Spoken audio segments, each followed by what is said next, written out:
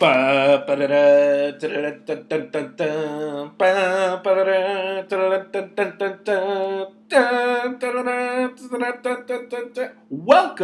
to this milestone episode of the 1000 Comics Podcast. This is a very special episode of the 1000 Comics Podcast because it is the 50th episode. It is not the 50th comedian. There's been more than 50 comedians on it, but that's neither here nor there. This is episode 50, and it's special because we have a great guest today, Dan Brown. I think you're really going to enjoy his interview. But also, right after this monologue, you're going to see a fully animated cartoon done completely by Dan Brown. And I think you're really going to enjoy it. It's like the 1000 Comics Podcast is like the Wizard of Oz, folks. You know, it's been black and white for this first 50 episodes, and now you're going to go into the color. You're finally going to go into the dream world, the color, and fully animated, too. We haven't seen any of these cartoons move or do anything, and, I think you're really going to enjoy it. I, for one, actually found this cartoon to be a wake-up call in my sobriety. I want to get sober, folks. I've been sober for 5 days now, and watching Dan Brown's cartoon, although I found it very funny and very well done, I myself was thinking to myself, I have become Homer Simpson. I wanted to be Lenny Bruce, but I became Homer Simpson. And I think I'm going to try to change my ways.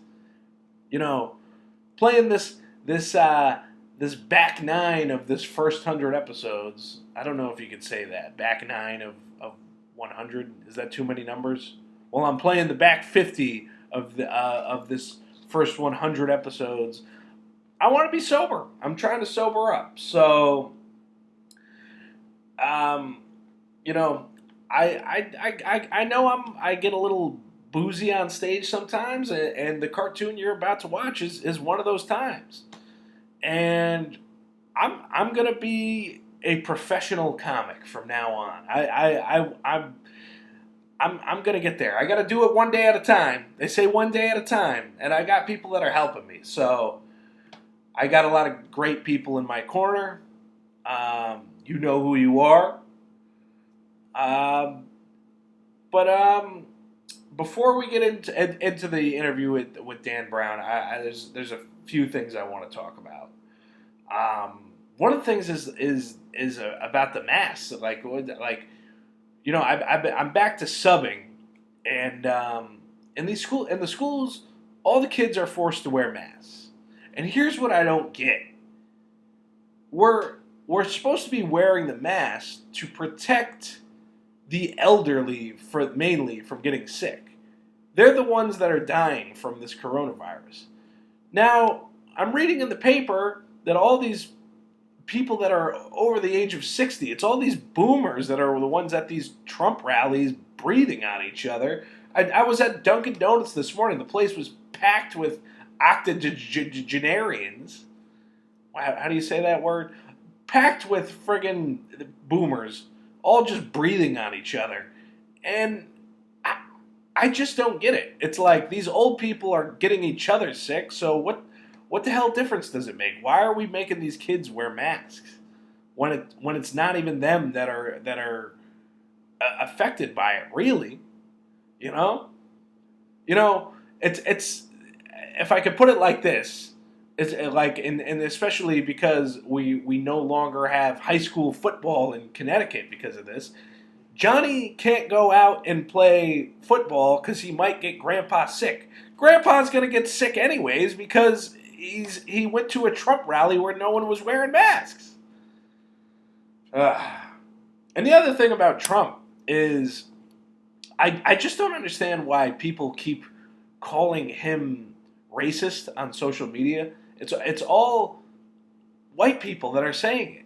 And I the one thing I don't get is white people go and call Trump racist.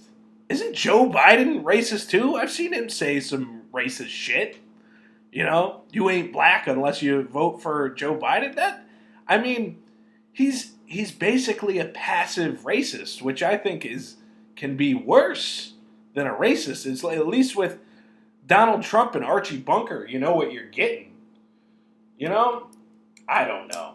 I guess that's not for me to decide. Another straight white male,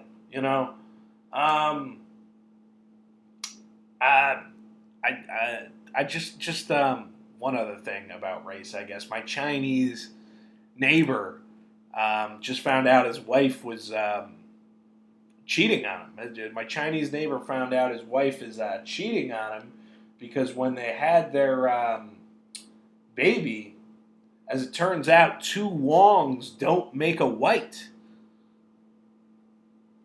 Yeah, I just thought I'd throw a joke in there to lighten the mood of me talking about politics, because no one wants to hear about me talk about politics. You want to see me as a cartoon. That's what you really want. But first, I want to give you a word from our sponsor. Yes, that's right. Now in the 50th episode, in the back 9, the back 50 of this first 100 episodes, the 1000 Comics podcast finally has a sponsor, folks. You've probably heard a lot about cannabidol or CBD, but have you heard about the plant science company taking the lead in providing the highest quality CBD nationwide? At your CBD store, Simsbury, you will find a fantastic staff that creates a comfortable environment where you can get your questions answered and find the right products to get the relief you need. They will be your number one source of providing quality education about products for you and your pet.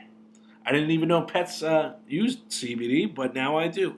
They offer a full line of edibles, creams, USDA certified oils, and more, all developed under the guidance of their PhD, analytical chemists, and health leaders across the industry.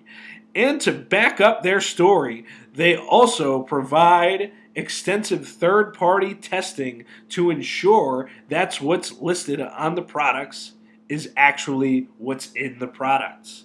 They are located at 1243 Hot Meadow Street in Simsbury. That's right, 1243 Hot Meadow Street in Simsbury, and open 7 days a week. Give them a call at 860-217-1433. 860-217-1433, or visit their website at ycbdsimsbury.com. Or stop in for free samples and the highest quality products you can find.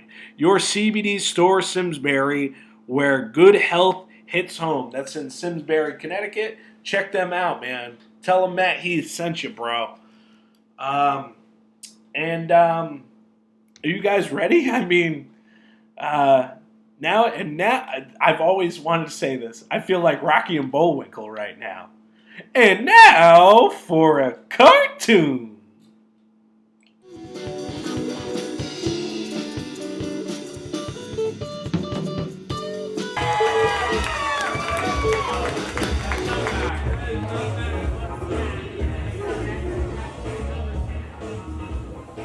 Give it up for your host, Pat Oates, everybody. They said I could take off the mask if I was drinking a beer. That's what the sign said on the way in, and I'm sticking to it. So if you're drinking a beer, you don't have to wear a mask. Am I right? Oh my God. How's this pandemic treating you guys, man? Good? There's a lot of history in this place. Comics, man. Did you guys know this whole place actually used to be a Dillard's? I used to buy pants here.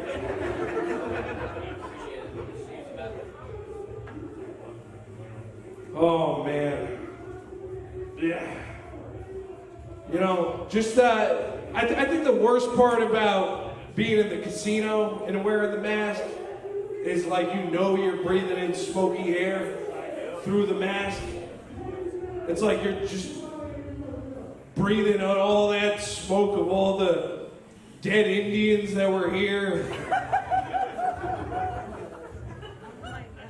before you, you know, chewing on wampum. Oh my God. Did you guys ever notice that white people, we all think we got religious names like Matthew, Mark, Luke, and John. And then we meet some Spanish people.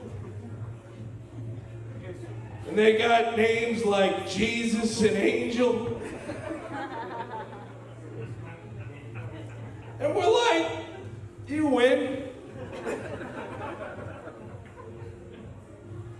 Oh boy. You know what my favorite candy bar has to be is the king size Reese's, you know? But you can't be with another person when you get the king size Reese's. Because you gotta give up a cup, you know what I mean? And God forbid you're with two people, then you gotta give up 2 cups. And you're down to a regular size Reese's. But it's only economically responsible, especially during this pandemic, to get the king-sized Reese's. For just a few cents more, you double the cup. You know what I mean?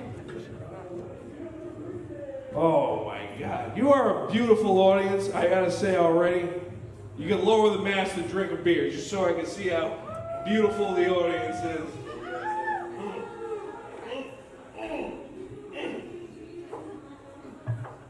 You guys want to hear like a bar joke? Yeah. Go for it. So the sandwich walks into a bar, right?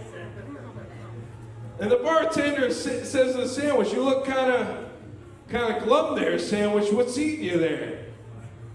He's like, "Living through this goddamn pandemic.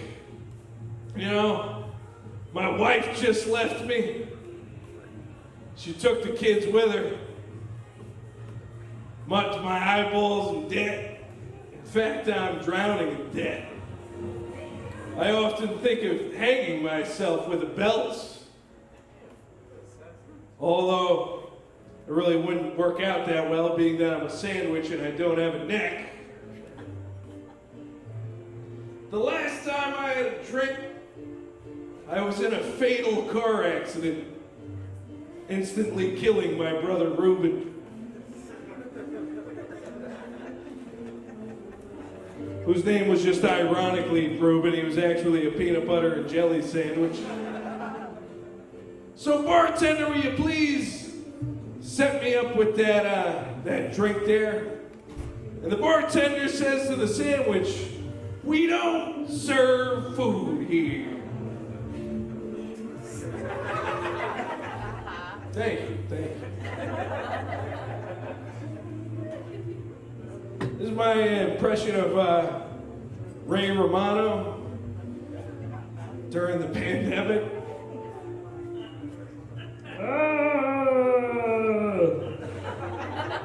Deborah, we can't go outside. My TV parents are dead. Thank you.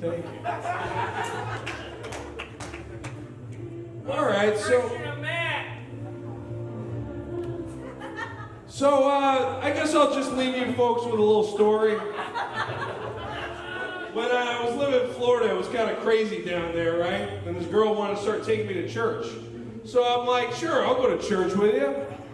And she takes me to this mall, right? Huge place, says Christ Fellowship on the side. And we go in there, and I'm like, there's people wearing Star Wars t-shirts and shit. There's a Christian rock band playing. I'm like, this isn't church. This whole place used to be a Dillard's. I used to buy pants here. Anyways, thank you very much. Thank you for coming out. Give it up for your host, Pat Oates, Frank Gallo, and the comics tonight.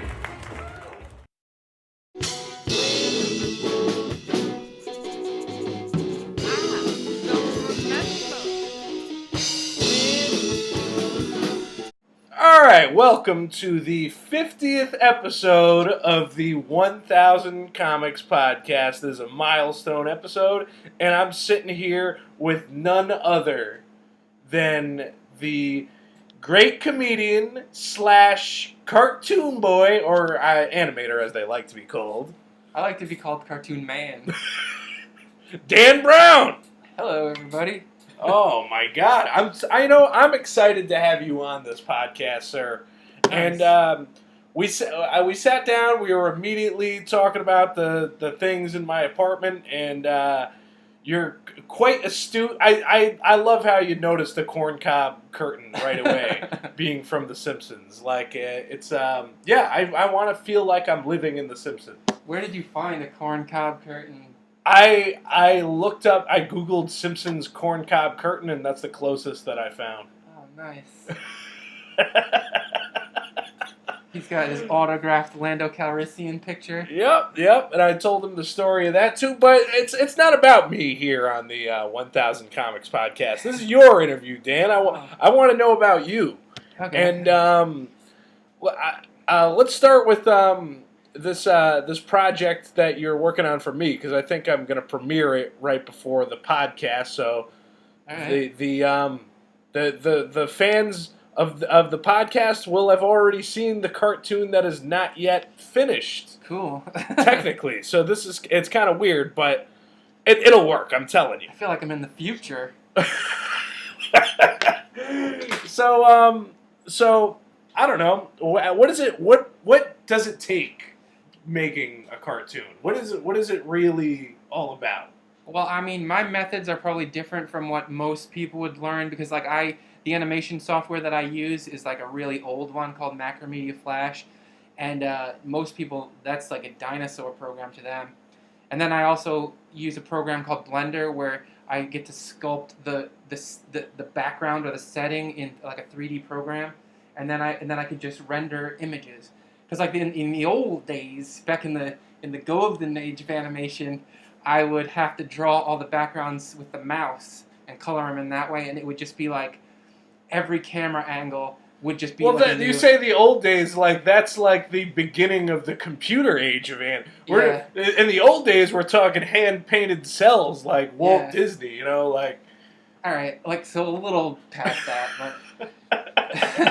But I would have to draw every background by both the mouse. But now I just make one model, and then I can just move a 3D camera around in the model and take as many pictures. I could have infinite backgrounds, but and then I import them into my animation studio, and then I just draw like the character, and then like probably about. Now, for example, you did a cartoon with Pat Oates, and it took place in the Comedy Underground club. Oh yeah, the Elbow Room. The Elbow Room, yes. So, it's called Comedy Underground, under the ground, right? Right.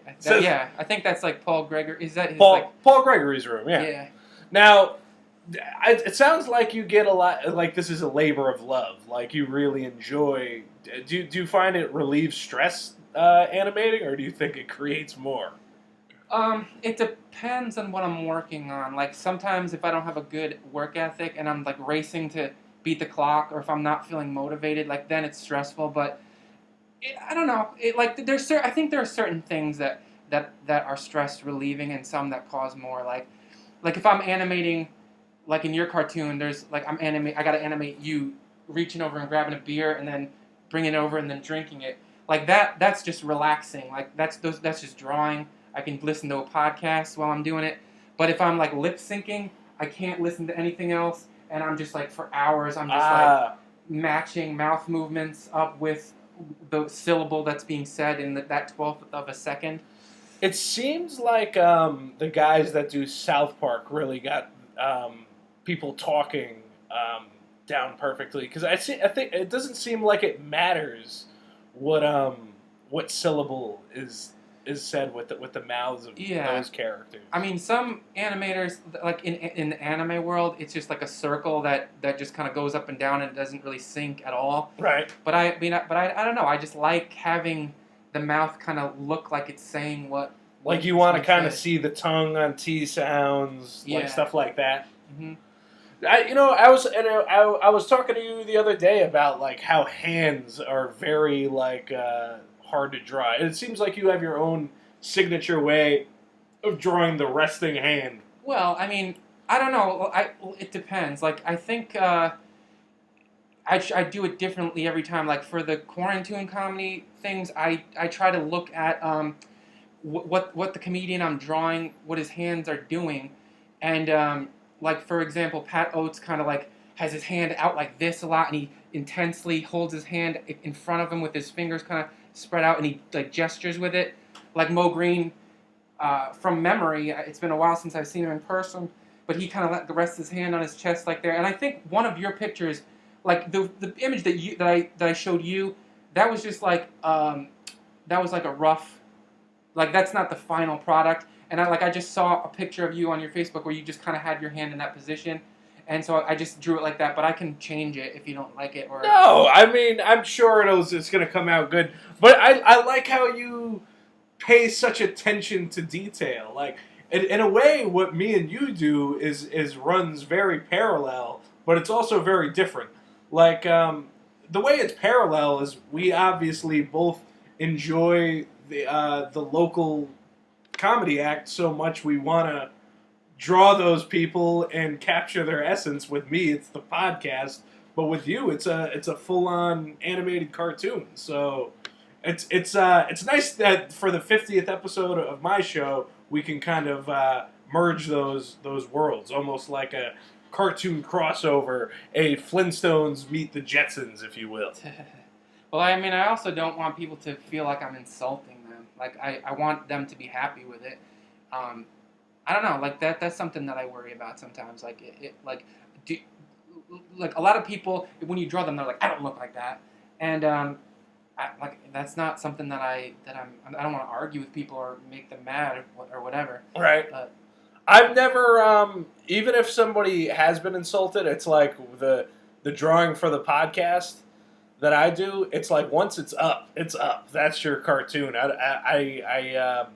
I've never gone back and changed anything, and I'm glad that like you, sir, are willing to as an artist willing to bend. Like I mean, not so much. Like I'm like, nope, that's you. Even if it like you don't think it looks like you, I think it looks like you. So well, all my characters they tend to be like they tend to look a little bit bloated. Like they're like my cartoon characters.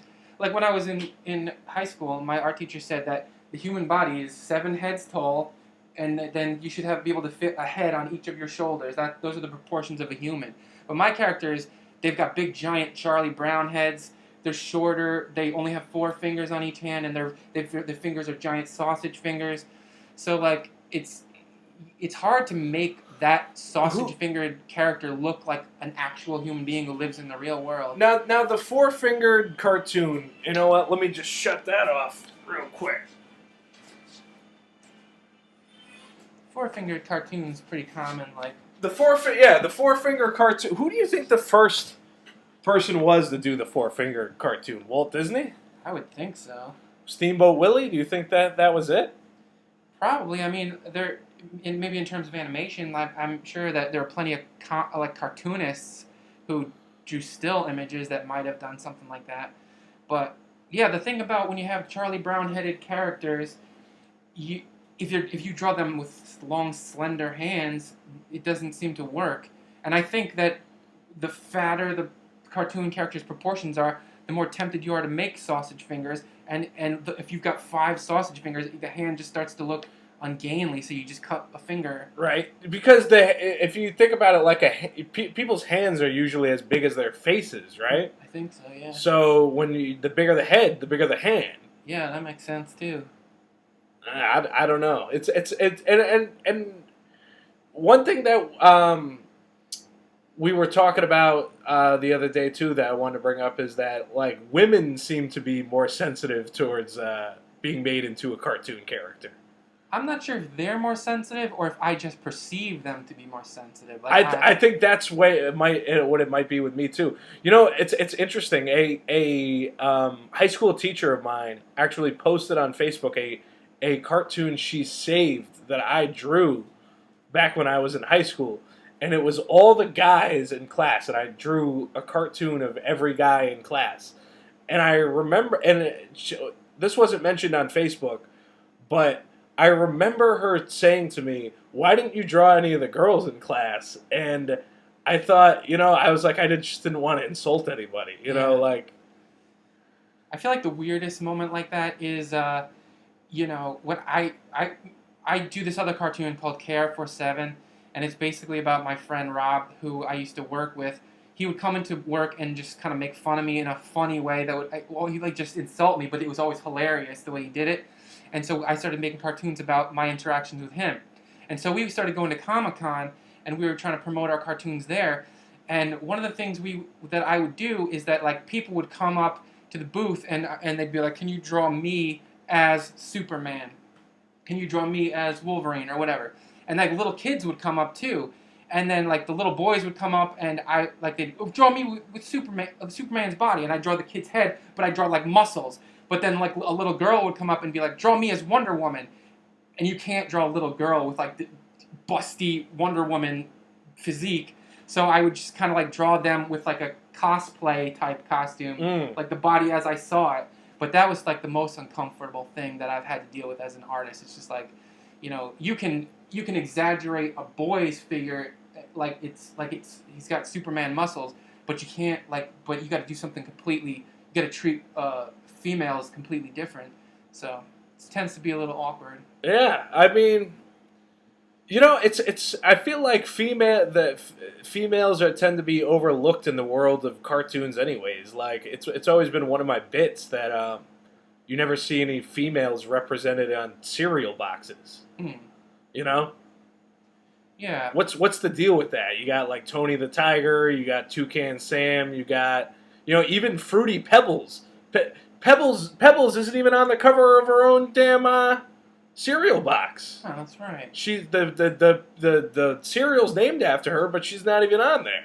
I wonder if it has something to do with like male and female dietary choices. Like, are boys more likely to eat like garbage, sugary? Oh, kind of like how Ronald McDonald they say they're baiting children into coming and eating fast food, or it's like we don't want women, we don't want female children to eat sugary cereal and end up with diabetes. I don't know. I'm not sure what it is, but like I think about. Well, I don't really think about that a lot, but I wonder if that's what it is.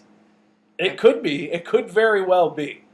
Now, who do you think influenced you? Like, when did you start drawing cartoons as a kid? Because when I started, it was totally like I spent most of my time, like when my parents got divorced as a little kid, I spent most of my time just sitting in front of the television. And then I got bored just sitting in front of the television. And I started drawing all the cartoon characters I saw on television. Yeah. I think when I started, I was probably in kindergarten or before kindergarten, and I would watch the Transformers, and I would try to draw Transformers. And also, I really like dinosaurs, so I would draw them. And then I think it was like around the 5th grade when I started drawing like my style of cartoon character, because like the Dan Brown character is basically an altered Mario from Super Mario Brothers. Like, it'd probably be best if I drew it in front of you, but like basically Mario's got this backwards C as a nose. He's got an eye that comes on top of that, and then like his chin is kind of like comes down. And like the first Dan character was just that with no hat, no mustache. But then and Mario's got like these big, like beautiful layered eyes. And eventually my character they devolved into dots.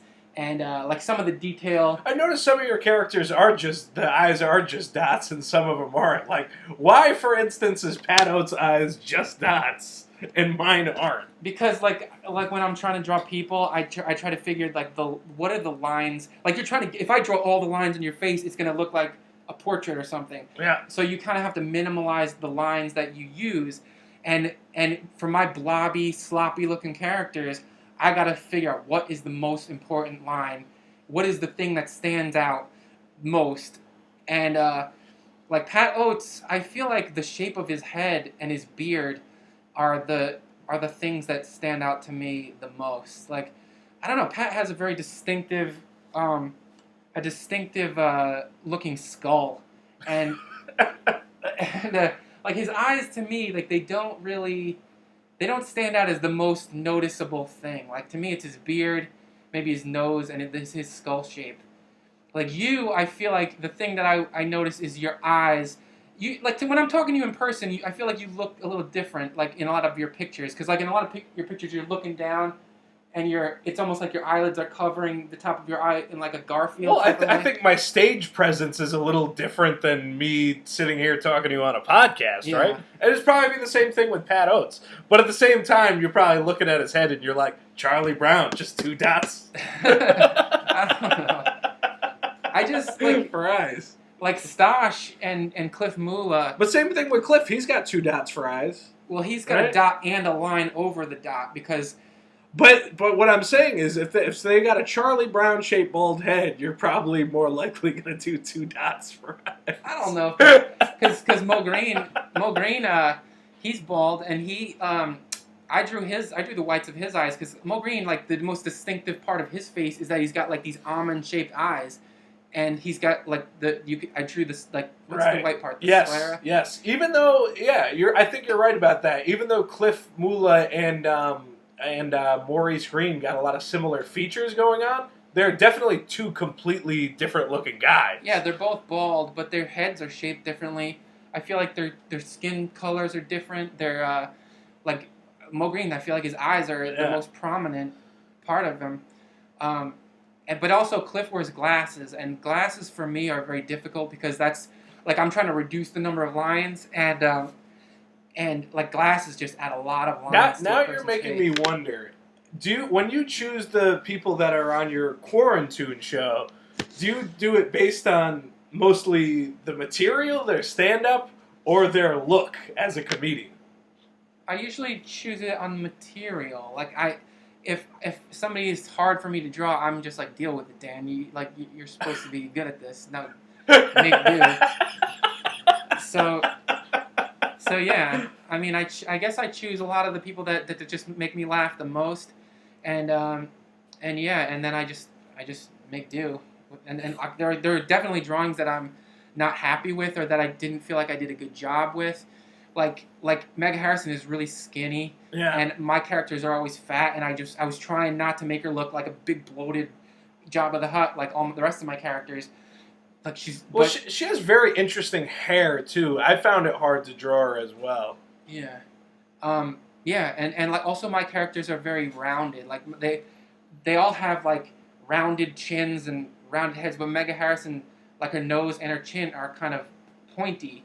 Yeah. And, like my chin is pretty pointy too, but like when I design my character, like do you ever notice how on The Simpsons, all the Simpsons characters are very, very rough, like circular and round and blobby, but like if a celebrity guest comes on, he's got extra lines and extra detail. Yeah. And all the and we talked about this before too, where it's like Pete Holmes, where it's like I made that post on Facebook where I said, how can they make Pete Holmes good looking on The Simpsons? He's got bigger man tits than Homer. I don't really understand like how they're how they decide how to draw the celebrities on that show. Well, the celebrity, like they're based on real people. Like it doesn't matter if the Simpsons look, sloppily done because they don't exist. And like, once they're drawn that way, that's how they're drawn. But a celebrity, you got to look at it and at least be somewhat sure that it's that person. So I feel like the first characters a cartoonist designs for a story, they're going to be the simplest ones. And then but because everything's so simple, it's hard to differentiate between other characters Well, you know if they're all something? that simple. I'll school you on something real quick, because this is something Matt Groening specifically said about The Simpsons that I remember. Um, Matt Groening, when he drew the Simpsons family, like how the family unit is completely different than every other character. He said what he wanted to do with the Simpsons is what Walt Disney did with Mickey Mouse. He said he wanted to make his main characters recognizable in silhouette, just like Mickey Mouse. Yeah. So it's like every Simpsons character, Bart, Homer, Lisa, Maggie, they're all recognizable in silhouette. If you just saw the shadow of said character, you would know it's that character. It's interesting. When I first started doing animation, I was like, I don't know, 10 or 12, and my aunt gave me this book and this my first animation software called the Disney Animation Software or Disney Animation Studio. And back in those days, it was like my computers were so slow, and I had to like draw with a mouse, and all the lines were pixelated, and I could only draw make a 15-frame animation because the computer wasn't able to handle it. But in the book, like they'd have like the different steps that a Disney animator takes, and one of them was the silhouette test. Like whenever a character's moving, you have to be able to tell what it's doing in silhouette. So like if I were to draw a character drinking from a glass like this, and I was all black, you wouldn't necessarily be able to tell. Right. But if I was drinking it like this, you'd be able to tell, like from the side. And you, for the listener at home, you can't really see. Dan is drinking in a glass like this. The first time, you can't really see it in silhouette because it's in front. You would have to lift the glass over your head, from the side. From the so side, you can tell that he's holding an object all in black. And you can tell right away what he's doing. Right. So yeah, but I think that's interesting that the Simpsons were designed in the same way. Well, in the Simpsons, there's also a thing, if you ever notice, they're always kind of like you're looking at them in like a side profile. Yeah. You're never kind of looking like faced forward at a Simpsons character. Yeah. So I don't know how Matt Groening really decided on that. But it's kind of what you and I do in a sense, right? Like you don't never look really straightforward at your characters, right? Or you do. I do, but I feel like the looking straight at them is one of the most weird things that I do. Like it's the difficult part for me to do. Actually, I don't know, Dan Calloway. I had a hard time drawing him, and I could not. I only used 2 camera angles for him because I could not figure out how to draw him from the side and not have him look like he wasn't a cartoon character. Like, I just couldn't get his lines down right. He's so cartoony, it was hard to make him a cartoon. Yes. Which I could totally see with Dan Calloway. Well, it's the funny about Dan Calloway is he's such a cartoon character, but he doesn't really do cartoons like us. He's more of like a comic book kind of artist, which I totally dig. I wish I could draw that comic book kind of style, Sometimes I can, but I don't practice that, so I can approximate it, but it's never Simpson style characters are more what I. But even if I were to draw a superhero, it would be a very cartoony looking superhero. The muscles would be totally over, embellished and everything, Yeah. Same with you. I think so, but I don't know. Like my superhero drawings, they just they don't look realistic. They look like they kind of have a roughness and an edginess that's sort of real, but there's just something about the proportions that I never get right. And also, comic book characters, like they tend to have a lot of like cross hatching and shading that I've never really gotten the hang of. Yeah. I've been watching some videos on YouTube to kind of figure out how that works, and a lot of it is like they're drawing things that are much larger, and then they have all these techniques that they can do on a large image, and then they just shrink it down. So all my life I've thought, like, how do they get these tiny little details? But it's just because they drew it large and they just shrunk it. So yeah, comics are not my strength. Wait, your art teachers were very supportive of you when you were young, right? So it's something I mentioned to you on Facebook Messenger the other day. For the most part, I mean, like in high school they were pretty good. I mean, one time one of my teachers she was like addressed the class and she was like, "This art that you guys are producing, it's crap." And that was the only time I had ever heard her be mean. But then the rest of them in high school were good. Um, in college, I took a painting class, and our teacher he was like brutal. And he'd be walking around, oh, the face is fat. Oh, like he just bluntly say what was wrong with the image. And I feel like there's something to that because I feel like artists they often have a swollen ego, and I think that needs to be kept in check somehow. I don't know if it's by brutal honesty or how that needs to be done, but yeah. But I mean, there's something to the creative process, though. It's like I don't really like. I had a tough time in high school with my art teachers, and I think it's just the fact that they like none of them were into cartoons. You know, it's like that's all I wanted to draw was cartoons, and it's like when you're in a drawing class, for instance, you can't really draw cartoons. You kind of like have to start with the basics and everything. You know, like drawing fruit or whatever it may be. You know, I only had one art teacher that was ever really supportive of my cartooning. And years later, I ended up dating her daughter, and you know that's a whole nother story. Nice. So, I don't know. Who was your what was your favorite cartoon growing up? When I was little, probably Transformers, G.I. Joe. I remember like when I was really little, I used to watch I'm pretty sure it was a Green Lantern cartoon that I've never really. I guess I haven't really put in much effort to find it again, but I remember I used to watch Green Lantern and I thought he was cool. And then I saw Spider-Man cartoon and that was pretty, I loved Spider-Man. I don't know, like I've always liked I'm not a Transformers fan really, like I was when I was a kid, and I really like that art style of the old school Transformers when they had like the anime movements. Mm-hmm. And G.I. Joe, like it was just so, it just looked so gritty and I don't know how to describe it. It was just the colors were always so cool to me. I'm trying to think of what other cartoons. I like Futurama and The Simpsons. So so Matt Groening is definitely up there in your. Do you like that new show, the Disenchantment? I haven't seen that. Oh, Matt Groening has this newer show on Netflix, Disenchantment. I think you would really. I mean, if you like Futurama, Disenchantment's kind of like a medieval version of that almost. Oh, hell yeah, I like medieval. Eric Andres plays like a little demon in it. It's great. Nice. But is there an animator, like a person that you kind of looked up to ever? I don't know if I really looked up to anything. I mean, I would read the book that came along with my I'd read the book that came along with my animation software, and I would read the Walt Disney techniques. There were times when I was a kid. I never knew who the animators were for the Warner Brother, like Tiny Toon Adventures and Animaniacs. I did like a lot of the Bugs Bunny and like Chuck Jones, but there were times when I feel like the animation was really well done, and there were times when people who I thought were the same animator did less of a good job.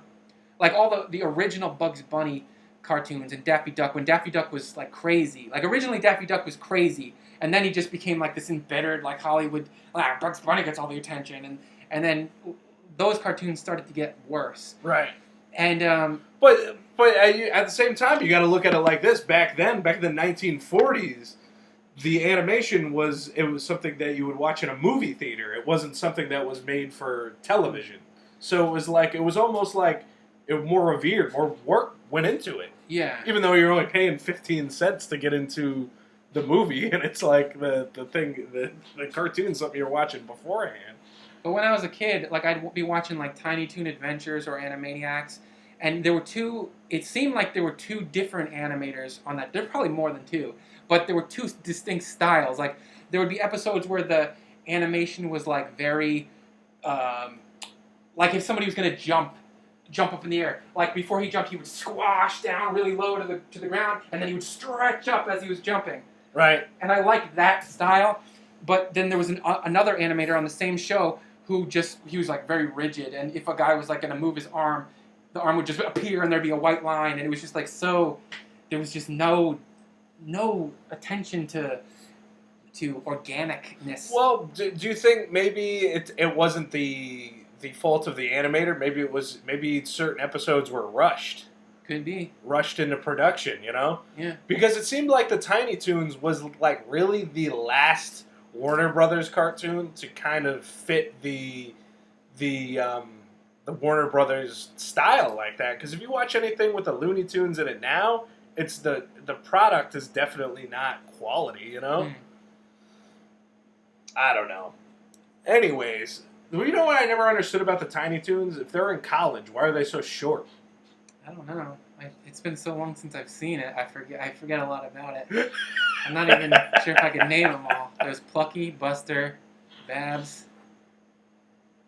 Elmira was one of them. Go-Go, he was the insane one. Like the dodo. Yeah. Okay. And then Dizzy was Taz's kind of. Wasn't there a boy human too? There's a Max the rich kid. Oh yeah. Yeah. All right. So we've been talking about cartoons this whole first half hour, and dude, we've known each other for so long. Let's talk a little bit about stand up. I mean, we met back years ago, back in Joker's Wild, right? Yeah. I mean, how many years have you been doing stand up? Just past my 6th year. Just past your 6th year, and I think I've been only doing it maybe 6 months longer than you, maybe a year. I feel like you were one of the first people that I talked to, like at Joker's Wild, because when I went to Joker's Wild, I just assumed everyone was going to be like the Cellar crowd, where they'd all be attacking each other and like roasting each other constantly. So I was like a little nervous. Yeah. And then like a couple of my friends and I was sitting at a table, and you came over, and then I was like, I gotta be like, I gotta tell a joke and like win people over. And so I told a joke, and like it bombed, and you didn't laugh, and my friends didn't laugh, and I felt so stupid. And then you kind of just like turned and walked away. Is that true? Yeah. I don't remember that at all. But what I remember about you is you kind of like, I felt like came at like out of left field. Like I when you got on stage and started doing your act, and I was like, I feel like the New Haven scene at the time, it was like a very specific style, a little angry, a little edgy, and I could kind of see why you would get that impression that like it would be like a Cellar like type, like everybody's roasting each other, because it was that to an extent. It was Joker's Wild was very cliquish. Yeah. It was like it's you kind of like had to prove yourself to progress in a place like Joker's, but I felt like when you started, I saw a lot of myself in you. Like kind of like this like goofy cartoon type comic. Like, let me ask you something. Do you like to envision your jokes as cartoons? I guess not. I mean, I think my jokes are probably influenced by, being a cartoonist, but I don't really think I see it the other way around. Like, I think I don't know. I feel like all my jokes come from different places, probably. I'm not sure if I can really summarize it or just sum it up like that. I think I try to keep them separately. Like, I do animation, and I do my act that I want to be a unique thing that people come to see and see something new. Like, I don't want to have the same material in my cartoons and in my comedy. So, I don't know. I thought, a couple of your earlier cartoons I checked out.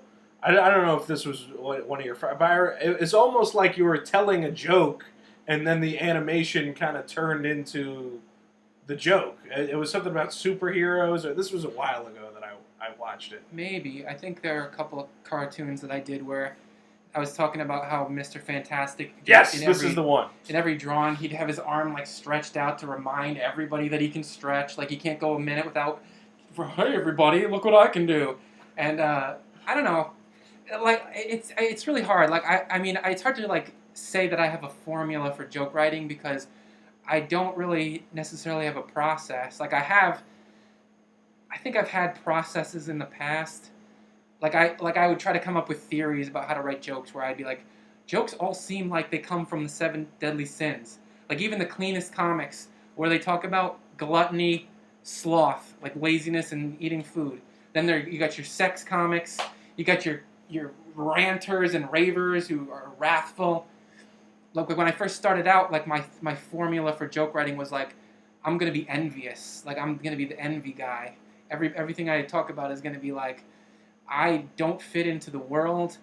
I'm a fish out of water. I'm just envious of all the normal people who. I remember specifically in your early stand-up, you were talking about living in your friend's attic, and I was like, "What is with this dude? Is he Mork from Mork or something?" Like, Well, what? I did live in my friend's attic for a while. Oh, okay. So you got your own place now, though, right? Yeah. Yeah. You know, I saw that post you made on Facebook the other day. That was my phone died in the middle of me reading the thread. I kind of was curious of how it went down. Something about your trash cans got stolen. Yeah. So you started putting your trash out onto the Yeah. in a bag, like clearly in a bag, but you know, you got a note from the garbage man or something that I said don't know like, who it was, but like when I first moved in there, I had several trash cans, and I think the first time I put my trash out, the trash can was stolen. Like the next time I put another trash can out, that one was stolen. One time I just put out recycling, and my recycling bin was stolen. And so eventually I just started putting the bag on the sidewalk because I can't go buy a new trash can every single week. yeah. And so somebody left a note in that said something like, Mr. Brown, they came and told you that you must put 2 trash cans out every week. And they just kept saying things like, they told you already. We don't want trouble, with trouble underlined. And I was like, what the hell is this? And I think it might be either my neighbor. I think Tony Soprano is after you. Is the leader of the waste management. You don't want to get in trouble with these wise guys that run the... Gosh, I hope not. I'm going to be sleeping with the fishes. That run the garbage trucks in Connecticut here, man. Yeah, what do you do? Thieves are in your neighborhood and they keep stealing your garbage cans, and then gangsters want to whack you for it. It's not my fault. This sounds like something you need to animate right here. This sounds like a fun project. Possibly. If they don't kill me before I finish it. Why don't you tell me about some of the projects you got in works right now? Well, I've been picking at this one Pat Oakes cartoon for years. It has to do with these little boys who they're kind of like troublemakers, and they find this magical Korean guy who they think is like a Pokemon, and they get him to fight like junkies, and like it's almost like they treat junkies like they're Pokemon, and they make them fight. I guess it's like a weird cartoonish bum fights thing. Then I have a cartoon about like magic. It's like it's like a swords and sorcery cartoon where it takes place in the time where magic was not like if you look at Lord of the Rings, people have magic. They know how it works. These people, they're just learning the rules of magic. They don't have magic. They're figuring out how to make it. And the main character is like this guy who travels around the world and tries to document cases of instances where magic is used and try to figure out how they work and try to, figure out the mechanics of it and stuff. And then he goes on all kinds of adventures. Then I have, there are a couple of other things. There's the Quarantune. I have this thing that I've been sculpting 3D backgrounds for, but I haven't done much animation with it. It's basically like a sci-fi story where there are these genetically engineered humans. Like, okay, first of all, there are these ancient aliens who have been in existence for so long that they've figured out how to become immortal, basically. And so these immortal aliens are so jaded with all the emotions that sentient beings have. Like you know how an alcoholic drinks and then over time he needs to drink more and more and more just to feel something. Mm-hmm. And like they're sex addicts who like the normal act doesn't do anything, so they do all this crazy stuff. Like it's kind of like they're immortal, and they've been immortal for thousands of years. And in order to feel things, they have to do these extreme activities. Like they genetically engineered these humans and made them fight, and they make it's almost like a human being cockfighting ring, where they pit the humans against each other, and they take pleasure in the fact that these humans are beating the shit out of each other. Am I allowed to swear in this? Yeah. They're just beating each other up and like fighting, and they're locked in Mortal Kombat. And so the main character is one of these pit fighting humans who escapes and hides in basically the setting is like a gigantic space station that's orbiting around the planet. And so she lives in this space station almost like a rat. Right. And there are all these other humans that are vermin-like, and there are mutants living in there. And so she's sort of been like pit fighting for years, and parts of her body are ripped off, and she has mechanical components. And so the first story is kind of like her rummaging through the bowels of this space station looking for mechanical components and rebuilding herself. And then there's like the aliens have these weird genetically engineered creatures that create like this fluid that helps regrow flesh and stuff like that. So basically, like her quest is that she's repairing her own body and becoming like a normal Homo sapiens again. And then eventually at the end of the series, she escapes from the space station and goes down to the planet. But like her sort of like slave master is this alien who is trying to recapture her, and he hunts her.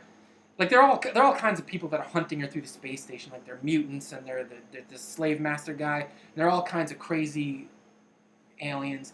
And I've been sort of sculpting the space station and sculpting all the setting for this cartoon. Right. But it's like I'm just like slowly moving along. I'm very into it. You kind of captured my imagination talking about it. It kind of reminds me of Heavy Metal. Did you ever see the movie Heavy Metal? I think I've seen clips of it. I don't know if I've ever seen the whole thing. That's your homework, sir. Watch the movie Heavy Metal. It's a sci-fi animated movie, but it's all different vignettes that are like leading to this one thing. And I think it kind of like there's a lot of the same themes I think you're talking about. And John Candy plays a sex robot in it. Really? Yeah. I mean, if I was going to make a sex robot, he would probably be my first choice if he wasn't pushing up daisies. Who was your that leads me into this question. Who was your favorite comedian growing up? Growing up? Oh, yeah, growing up, and then tell me who's your favorite comedian now. I don't know. I feel like maybe Patton Oswalt when I was younger. You know what's funny? It's like whenever I ask this question, I feel like people look up at my albums on the wall with Carlin and Steve Martin. And well, there's Matt Heath. He's one of my favorites. But like right now, it's without a doubt, it's of course Darren Seacrest. Darren Seacrest? Yeah. Who's been on the podcast, yeah! Darren Seacrest is a visionary. Why do you say Darren Seacrest? Because like sometimes you'll say hello to him, and he'll walk by you like he doesn't even see you. And sometimes he'll come up to you and he'll grab you and squeeze you and he'll be like, did you know that if is the middle word in life? And then sometimes he'll be like, you know, he's just like, did I ever tell you about the time Darren Seacrest threatened to kill me? No. Like I took his picture and he was like, if you ever take my picture again, I'm going to kill you. Darren Seacrest reads poetry out loud, man. Okay, so if your favorite's Darren Seacrest right now, and yes, Darren Seacrest is an enigma. Yeah, he is definitely an enigma. You don't talk to Darren Seacrest, you listen. You should check out the episode of 1,000 Comics with Darren. I think he did, and he kept slamming the table like that. He did, and then he went into my cabinets and started playing with one of my drills in there. What did he do with it? Was he fixing stuff? I don't know. Like it was definitely drywall? One of the more silly moments on this podcast. But you mentioned Patton Oswalt. Why was he one of your favorites when you were a kid? He's definitely kind of like got that whole misunderstood kind of like nerd thing going on. I just feel like he's very imaginative, and I like he's cartoony as well. Like his mannerisms and his tonality and cadences are all. They all just feel very cartoony, and I just relate to that. It's on my it's on my wavelength. Did you enjoy the Comedians of Comedy? Did you ever see that one? I saw that a long time ago. Yeah. I remember liking it, but I can't for the life of me tell you what. I know Maria Bamford was on there. I like her. Yeah, that was great. And Galifianakis and Hussein. Those, and he's very cartoony as well. Hussein, you know. He actually, when they kind of show his apartment in there, I remember I was watching that movie with a buddy of mine, and he's like, yeah, this guy's just like Matt with all these fucking Simpsons toys. Yeah, I guess they're collect. Like I know Patton Oswalt talks about stuff like that too. Like in one of his albums, he talks about how it's, like his kid's gonna bully him, and you threw my Blade Runner gun up on the roof.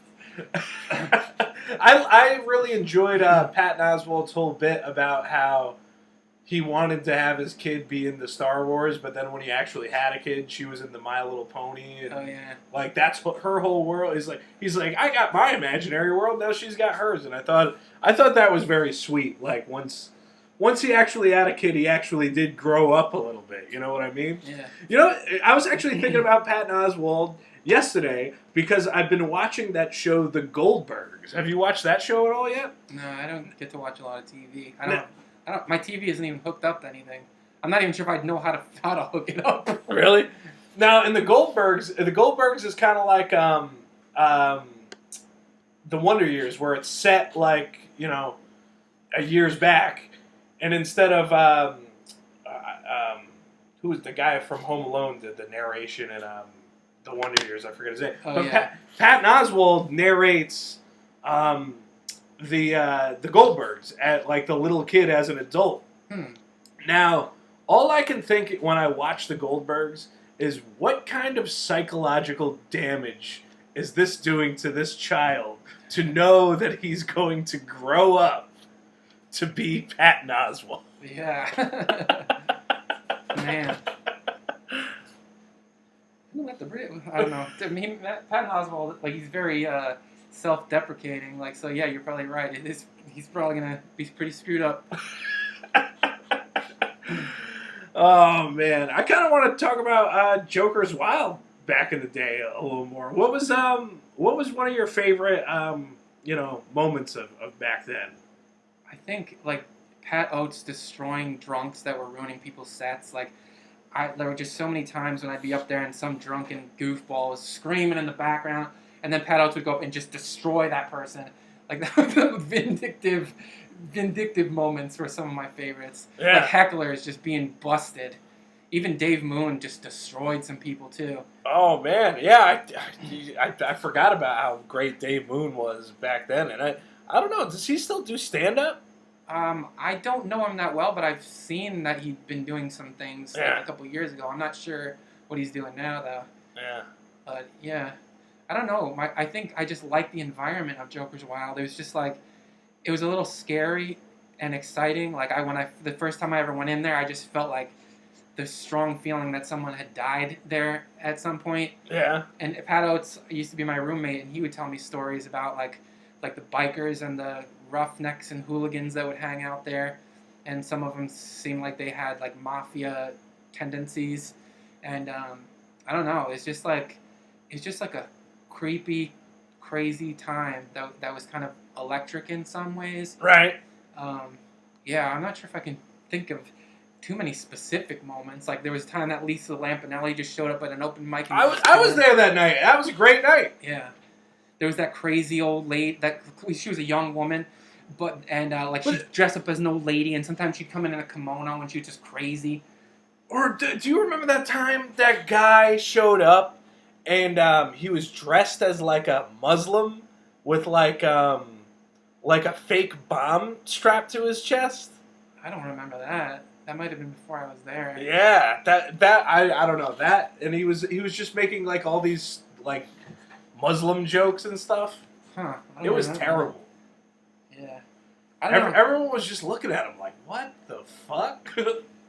Anyway, that crazy kimono lady, she was pretty crazy. And I can't remember her for some reason. She had like this boyfriend that she dragged along, and this guy was like so in love with this lunatic, and like people weren't laughing at her like old lady impression, so he stood up on stage and he was denouncing everybody. Like, you guys are all crabs in a bucket. You're crabs in a bucket. This lady she's a beautiful lady. Like, he was his whole set was like him defending her.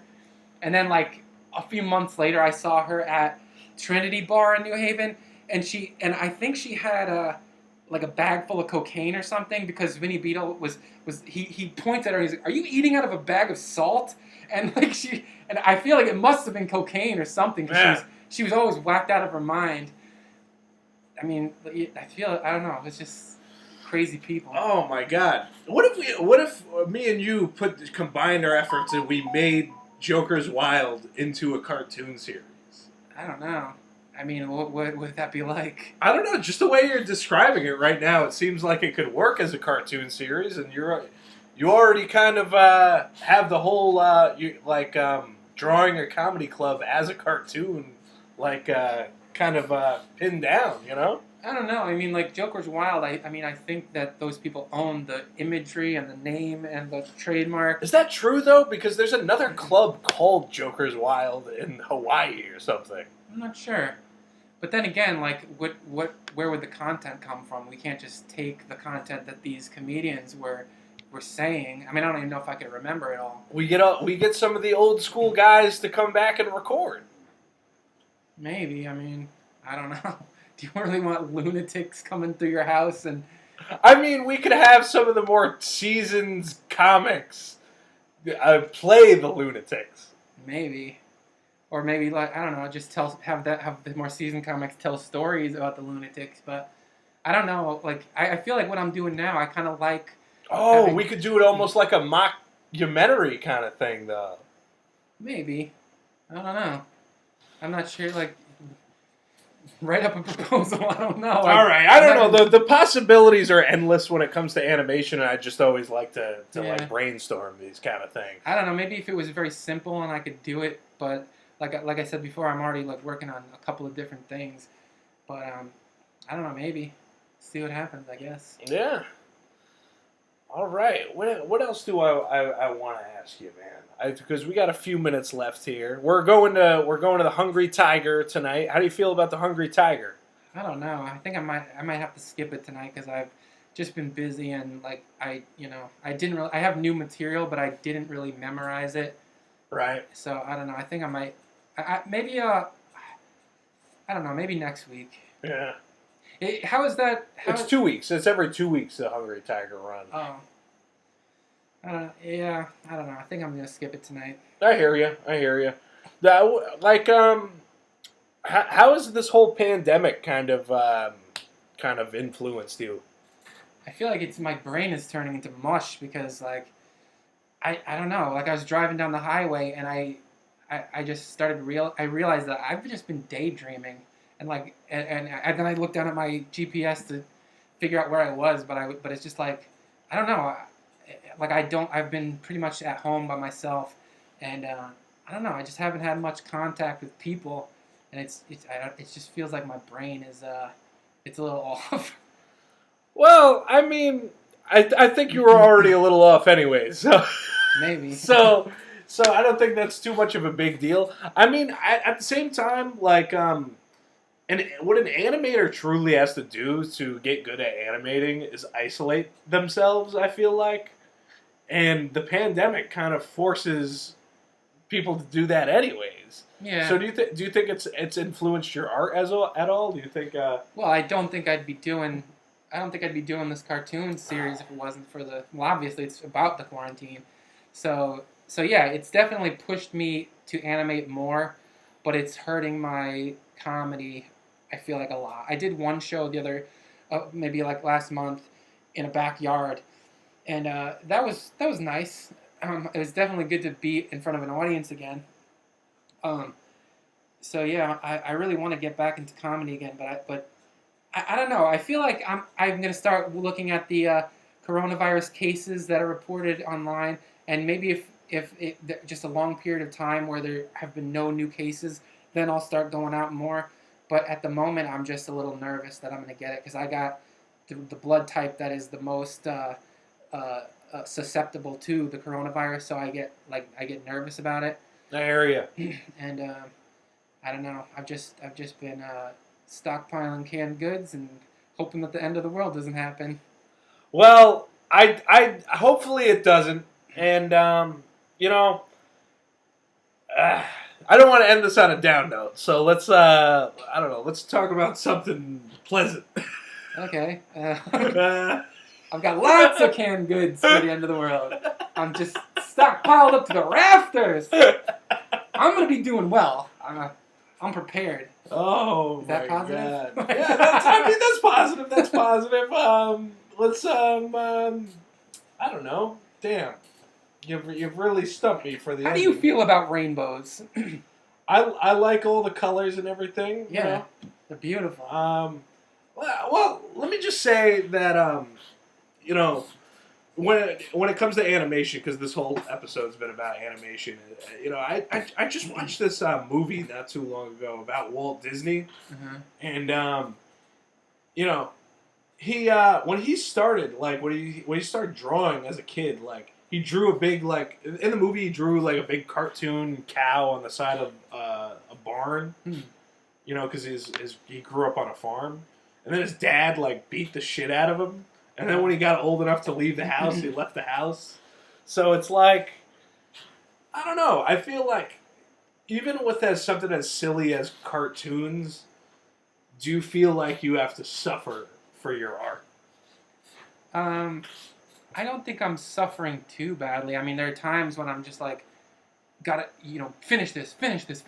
Gotta, like, even though I don't feel like working or my work ethic is in the toilet, like, I just gotta push through. Just get this last thing done. Get one more done. So in that sense, like, just forcing myself to sit in front of a computer for hours and lip sync 1/12 of a second segments, like, I suffer in that sense, but like in the scheme of things, it's not really that bad. Like I have it pretty good compared to a lot of people in the world. So yeah, I'm suffering a little bit, but I feel like that's what artists have to do in order to be good. We have to like get out there and grind, and you know. What's more important to you, animation or stand-up comedy? I feel like they're equal. They're like children. Like you can't say this. I like my son better than my daughter, or vice versa. Like to me, I don't think, I don't think it's very likely that I'm gonna be a famous, rich stand-up comedian. Like if I'm gonna be successful in the art world, I think it's because I'm working on music, I'm working on animation, I'm working on stand-up comedy, and they're marketing each other. Like the three things are spread out across the internet, and they're pointing at each other, and those three baskets are collecting views and likes. Like I almost feel like I wonder if you can even be successful in the art world if you only have one skill. Like I feel like you kind of have to have multiple skills and have them be working together, but that's only a theory that I've never proven to work yet. Mm-hmm. You know, as someone who is, we were talking about how you said you didn't really look up to. You know who I look up to is Bill Burr. I mean, he does everything, man. He does stand-up comedy, but he not only does he do everything, he is successful at everything. Yeah. You know, he's sold out Madison Square Garden as a stand-up comedian. You can't really go higher than that. He's got a great cartoon on Netflix. You know. And he's got a great podcast, too, which he doesn't even need a guest for, because he rants the whole time, and it's like, I think you're right. It takes multiple, there's multiple pieces to a puzzle to make an artist, you know? And, I don't know. With that being said, I think we are ending on a high note. Cool. So, yeah, so keep doing all the things that you're doing, man, and keep making the world a brighter place with your animation, and keep making the world a place filled with more laughter with your comedy, sir. Thank you, sir. Thanks and for having me. Thank you very much for being on the 1000 Comics podcast. Number 50, right? Number 50, baby.